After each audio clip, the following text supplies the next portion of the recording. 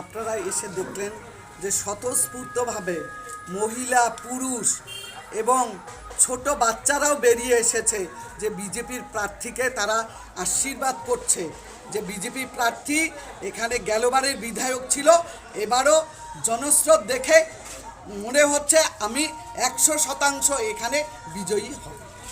দেখুন, তুফানগঞ্জ বিধানসভা আসাম খুব কাছে, যার জন্য আসাম মডেলে আমরা উন্নয়ন করব।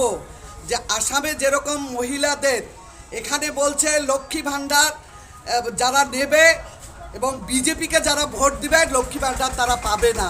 আমরা বলে দিচ্ছি আমাদের সরকার বাংলায় গড়ব, তার 1 মাসের মধ্যে অন্নপূর্ণা ভাণ্ডার 3000 করে দেওয়া হবে। এবং আসামে যেভাবে উন্নয়ন হচ্ছে, রাস্তাঘাট থেকে শুরু করে পানীয় জল, স্বাস্থ্য, চিকিৎসা ব্যবস্থা সব কিছু আসাম মডেলে আমরা বাংলার উন্নয়ন যেমন করব।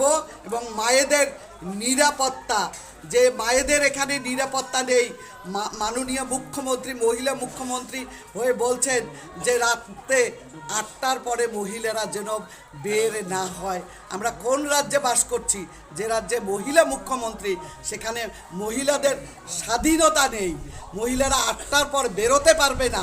এ কোন রাজ্যে বাস করছি? বাংলায় আইনের শাসন নেই।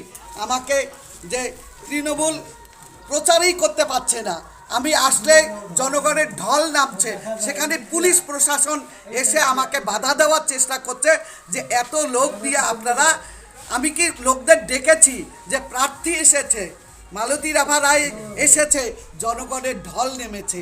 এতেই তৃণমূল কংগ্রেস তুফানগঞ্জে ভয় পেয়েছে, যে বিজেপির প্রার্থীকে তারা ভয় পেয়েছে।